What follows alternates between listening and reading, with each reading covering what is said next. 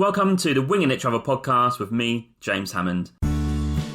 Every Monday I'll be joined by guests to talk about their travel stories, travel tips, backpacking advice and so much more. Right now I'm taking the podcast on the road travelling with me, so tune in every week for short form episodes detailing all my travels alongside my Monday guest episode. Are you a backpacker, gap year student or simply someone who loves to travel? Then this is the podcast for you, designed to inspire you to travel. There'll be stories to tell, tips to share, and experiences to inspire. Welcome to the show.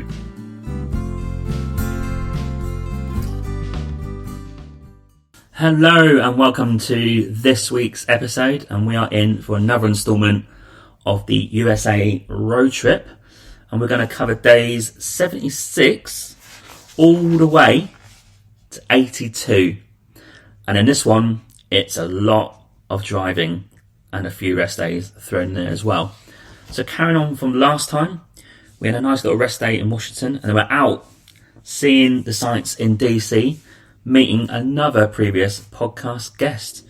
If you look into the first year of the podcast, you'll see I interviewed a couple of bloggers, Adam and Stephanie Hupker, and they live in Washington DC, and they offered to show us around. So I met Adam first at the Commonwealth Joe coffee shop. A little note on the coffee here: sensational, independent, only one shop. They distribute the coffee out to other shops, but only one flagship store. You must get there. Very popular, sit outside in the sun, lovely interior, great tasting coffee. That is a recommendation. Commonwealth Joe coffee shop. And this was in Arlington. You may know that because of the cemetery there. And it's very accessible by metro. But it's great to see Adam in person, meet him in person, shake his hand, talk about the interview, talk about his life, their travels. He's now working for a travel company, a lot of stuff going on, real great catch up and meet. And he took us off on the metro to meet Stephanie. Now we're going to go to Washington DC and check out the main sites. The first thing you'll see when you go into Washington DC, or just go into Washington online and check out all the stuff, there is a heck of a lot of things to choose from. So for one day, we picked out the best sites that we could think of. And first of all, it was just a sensational day for weather. Lots of sun, clear day, nice vibe in the air, and it really was a breathtaking day. First off, we're going to tick off all these places. Now, I'm not going to do them in order. I think we all know what they are, but these are predominantly free. They're all free, and they are definitely easy to do in one day. A bit of walking involved, but it's great. So we ticked off Capitol Hill, the White House, the National Mall, the Washington Monument, the Library of Congress, and a lot of the memorials that are dotted around, like the Vietnam one, the Korean War one, a lot of stuff like that. The Library of Congress, there's a caveat here. You have to book a time slot. It is free, but you do have to book a time slot. So we booked for 3:45 p.m. and we had about 3 to 4 hours with Adam and Stephanie checking out the sites. Stephanie gave us loads of facts about Washington DC, the local area and stuff like that. But a really nice day of great company, great stories, and seeing some iconic things to see in USA. A place where you can spend a week in Washington and just hardly see anything. It really is a plethora of stuff to see. I did actually like the vibe. Quite liked it. The metro system is very modern. Almost looks like a bunker if you go in there. A bit strange looking, but very historic.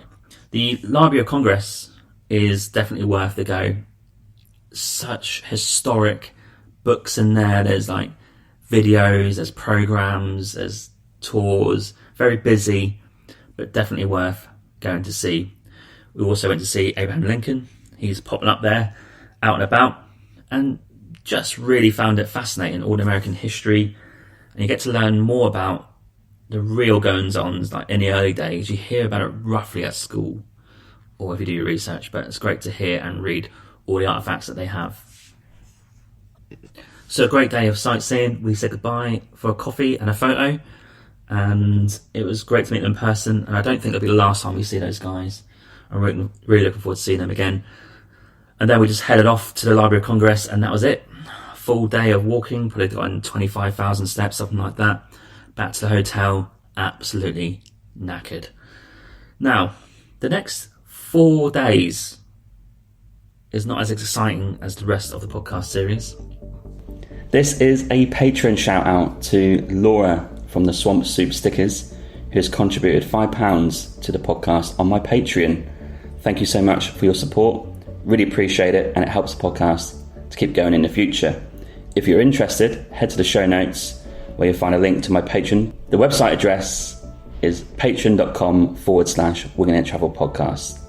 For £5 English, you will receive some trendy stickers from myself in the post, a shout out on each episode, and also my digital travel planner by email. Thank you for your support. The next day was a rest day. Just chilled out, nothing going on. We needed the break. Great to catch up on the podcast, etc. Watch a bit of TV, bit of luxury in the hotel room. But then days 78, 79 and 80 was 3 days of driving. 8-hour driving days. It takes 24 hours driving, getting from Washington DC all the way to Mount Rushmore. And that was our plan. We didn't really want to see anything in between. We wanted to get a move on for the road trip. But we committed to spending basically 3 days on the road. Not much to say in these 3 days. If you pop to Google now, you'll see Washington DC to South Dakota. It's a bit of a journey. You go through a heck of a lot of states. We drove through Maryland, West Virginia, Ohio, Indiana, Illinois, Missouri, Iowa, before landing in South Dakota. And what these 3 days really entailed was getting up early on the road. Quiet roads here, not many trucks on these roads. Go to a rest stop, have breakfast, drive, have lunch, drive, maybe get a coffee, or at least make a coffee, and then get to a rest stop in the evening. These rest stops are normally truck stops, so they can be pretty cool for facilities, toilets, showers, 24-hour garage, stuff like that, petrol, of course, as well. So yeah, we drove 3 days straight, and we thought, do you know what, we bloody need a rest after that. So we got to day 81. It's going to be a fairly short podcast, this one. And we were driving through a unique but also unexpected highlight of the trip. We went to the Badlands National Park. It's like Mars level scenery there. So we got to Ben Rifle Visitor Centre. But before that, you can just start off doing all these trails. And we just walked off doing these different types of trails. If you go into Google, pop in Badlands National Park, there is like a route you can drive through. It's like a viewpoint route. There's loads of viewpoints on the road, outside the road, loads of trails off the road. You could spend all day here. So we spent about half a day, done the Badlands Loop Road, and I've never really seen much like it. Red rocks, weird formations of rocks, the view as far as the eye can see. If you start at the Ben Rifle Visitor Centre and go to effectively Wool, which I'll come to in a minute, the town of Wool, you are going to see some sensational views because you go from the top all the way to the bottom. And it really was just breathtaking, I must admit. But we've done a lot of walking, unexpected walking. The trails are quite easy, they're boardwalks, very accessible if you're disabled as well. And it just was unexpected pleasure. I didn't really think we planned it, we just saw it, thought gather it, go there, see what happens. Yeah, so, trails like the Door Trail was a boardwalk, stuff like that. The Pinnacles viewpoint was a highlight because not only was it great views, we also saw some bison. So that's pretty decent. And then we drove all the way through, probably half a day, stopping off, lots of stopping off here and there. And we got to the village of Wool. Now, Wool was recommended to us by Adam. In case I'm not saying it, that clearly is W-A-L-L. And the reason you should stop here is because it's that old, classic, Western-style town. Like the wooden doors, think Spaghetti Western, Clint Eastwood, Good, Badly, Ugly, those sort of films, pushing them through, lots of salons, all that sort of stuff. Just obviously built for tourism now, but it kept a bit of the heritage. And if you go to Wool, they forever advertise it on the road all the way there about this Wool shop that you can go to. And it's huge. There's like pharmacy in there, there's like clothes stores, a huge food court, and you can park for free outside of it. So you can drive to Wool, go to the store. We had lunch there. We timed it fairly badly because we got stuck behind a huge tour group, maybe 30 people, old people. But then we started chatting to the tour guide. He was really cool. He's like, where are you driving from? So we drove from Vancouver across and back. You couldn't believe our road trip. Then he started telling us places to go and see, places to avoid. and just said, he's been to England, he's worked there, he loves it, knows his football, just a really nice guy. And he said, don't worry about this tour group, they'll get their order through and you'll be able to order. I must say, when you go to order food at the food court there, it does go pretty quickly because they take your order, give you a thing to wait for, like the little buzzer, and then you just obviously wait for your number. Quick service, awesome food, had a huge tuna sandwich and chips. Brilliant, loved it. So that was a recommendation by Adam, and you should just park there and walk through the town. It's pretty iconic. From there, we drove to Mount Rushmore National Park. Not too far from here. We're in South Dakota now, so it's not that far. It is technically free, but when you go through the gates, you do have to park for $10. So even though you have the National Park pass, you get in for free. But you have to pay $10 to park. And the annoying thing is, and I don't know if people have seen this or have realised this, you go to the monument. So first of all, the monument, brilliant, iconic. You see the 4 presidents up there. Technically not finished. They ran out of money, but it's actually one of the highlights. Actually, I really want to see that. I don't know why. You kind of see it on TV. Loved it. Lots of people there. Lots of flags. You can read about each state and when they came into the States Union, and it's very historic, important to Americans, and you can get great views there. As you walk down, you sort of walk between flags of each state, and you can see the distance, and you sort of approach, and there's a little amphitheatre down there as well. And don't worry, you'll get great views there. So love that bit. Well worth doing, as I said, free. But the $10 parking fiasco is you pay $10, you get the ticket, you get in your car, you drive out, there's no barrier, you just drive straight back. So technically no one's checking. A little bit annoying. Maybe it was late in the day, it was near 5 p.m. Maybe at that point in the day they don't care. So I'm not sure if that's a little recommendation for you. You can risk it or not. What I'd say to do is go through, park your car up, do your Mount Rushmore trip, come back, see if the barrier's open, and then if they are, just drive out. If they're not, go to the machine and pay it. No big deal, but little recommendation there for you. But iconic views, loved it. Famous mountain, presidents and all that. It is a recommendation if you're in South Dakota, but I appreciate it's a weird place to go because right bang in the middle of America, small town America, Republican America. It's interesting. And then we stayed at Kemp's Campground, which is near the town of Keystone. That's about a 10-minute drive from Mount Rushmore.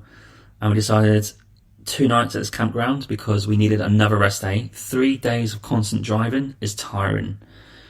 And in the van, where it's not that big, and we're staying at rest stops, there's not really anywhere to hang out. So we decided to stay 2 nights. And this was about $20 a night. We're surrounded by deer. The deer were hanging out beside us in the camper van. And chill time, great weather, sat in the sun, and a really nice lady who runs it.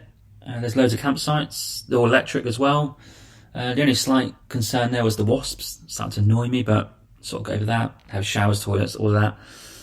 And the next day, day 82, was just a normal rest day. We hung out in the campsite, done some stuff for the podcast, and just didn't really want to drive much at all. So that sums up this week's episode. A short one because we're kind of just driving across now. We're itching to get to Yellowstone, which is the next podcast episode. I might do a special one on that on YouTube if you want to check out that. But audio, we'll be going to Yellowstone and then making our way to Oregon and to the West Coast in Northern California. So we're getting through it, and we're still loving it at this point. Weather's still good. It's not too cold yet, but it's not too hot either, which is key. And we're just ticking off one iconic thing after another. But the next podcast episode is Yellowstone. I promise you it's worth listening to and watching if you go on YouTube, because we got embroiled in a lot of different type of weathers there, including snow. So I'll leave that there as a little cliffhanger for you. Thanks for tuning in. As always, please rate and review the podcast wherever you listen to the podcasts. And I'll catch you at the next episode. Thank you. Hey, just a quick one. I just want to say there are many ways to support this podcast. You can buy me a coffee and help support the podcast with $5. Or you can go to my merch store with the affiliate link with TeePublic, where there's plenty of merch available to buy, such as t-shirts, jumpers, hoodies, and also some children's clothing. Thirdly, which is free, you can also rate and review this podcast on Apple Podcasts, Spotify, Podchaser, or Good Pods. Also, you can find me on social media on Instagram, Twitter, Facebook, and TikTok. Simply just search for Winging It Travel Podcast, and you'll find me displaying all my social media content for travelling, podcasts and other stuff. Thank you.